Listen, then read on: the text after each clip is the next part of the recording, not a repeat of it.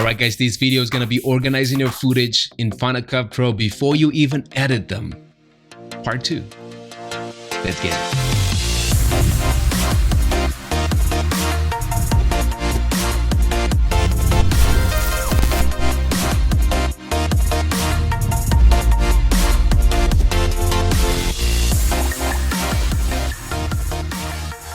How's it guys everyone, welcome back to yet another video on this channel. We want to help you make your video look good. We want to help you make your video look nice. We want to help you in your content creation process. I've said that line for so many times. I think it's like somewhere here. It's stuck in here. Guys everyone, welcome back to yet another video. I'm pretty sure I can say it really fast. Guys everyone, welcome back to yet another video. Welcome back.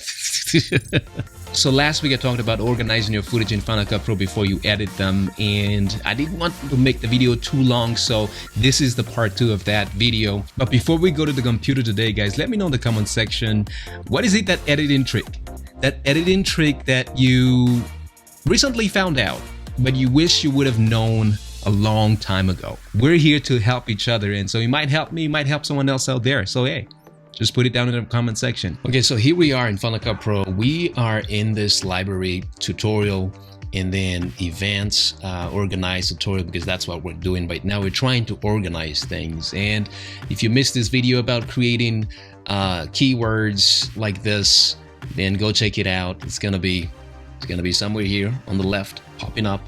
Go check it out, and come back here. All right, come over here. So we're gonna create roles, and creating roles is very important because it's gonna help you edit faster, especially when you look at your timeline. Automatically or by default, Final Cut Pro will kind of assign roles according to how it reads your media. So for example, if you upload a talking head like this, Final Cut Pro will automatically assign your audio as a dialogue 1 and will give it the color blue. If Final Cut Pro detects a music, detects a music, Final Cut Pro will assign the music role to that music with the color code green.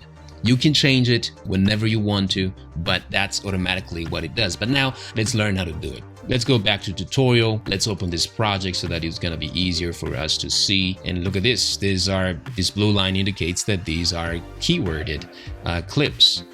And so now if we want to create roles, you just right click and you see assign video roles or assign audio roles. You will see your options here. Again, I created these already, so these are my options. If you want to create a video roles, you just click on this plus right here, plus sound, plus video role.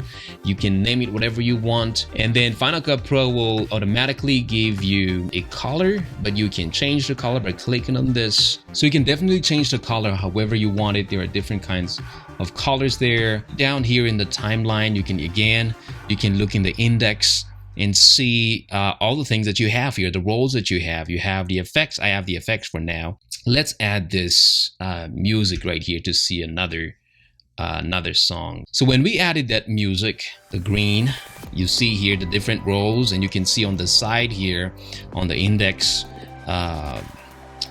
tab right here, you can see we have dialogue for the audio, we can have effects, we can have music, and you can click on the show audio lanes right here just to see that there are different timeline. This is the timeline for all the effects. This is the timeline for all the music. This is the timeline for all the dialogue. Okay, we're not really doing editing yet, but that's going to be very important in the next video.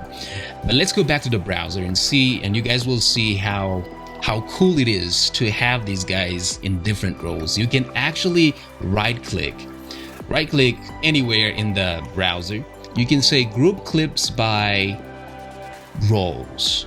And you see you have all the roles here. You have the video, you have music, you have effects, you have dialogue, you have B-roll or dialogue. We're gonna go back to my library, YouTube CCCs again, and see really how it looks like in a bigger library like this. So let's go back there, YouTube CCC. There's a lot of projects in this library.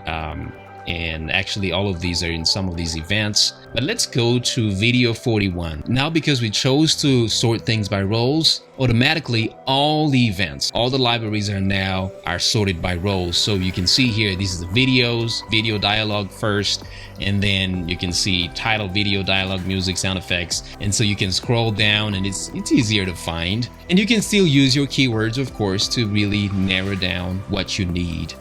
Okay, let me show you guys this project and how it looks like when it has roles. As you can see, this is all color coded. Look at this, check this out, check this timeline.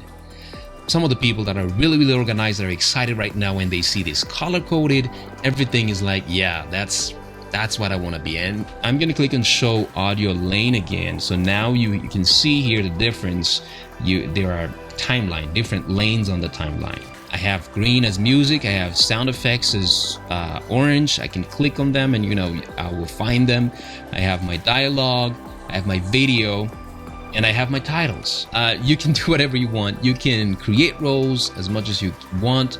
It looks good. It looks nice. It's easier to follow. It's easier to edit, especially on bigger projects. But I encourage you guys to do this even on your YouTube video because, yeah, it's going to help you edit faster. It's going to help your editing workflow be a lot easier, smoother, and probably even enjoyable or amazing.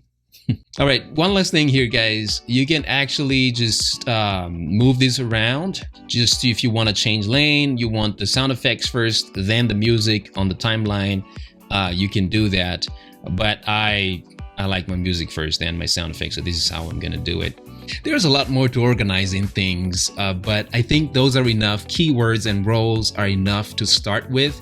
And again, you don't have to know everything. You just develop your own workflow, develop what works for you. And if some of these tips doesn't help you, I'm okay with that. You don't have to use it. This is definitely gonna help us when we're gonna talk about editing in my next video. So I hope you found value in this one. And if you did, of course, don't forget to like this video and subscribe if you haven't subscribed yet. Push that notification bell so that you will never miss any content from this channel. And I will see you guys in the next one, talking about editing in the next one. I'm excited for that one, and I will see you guys, hopefully. Peace.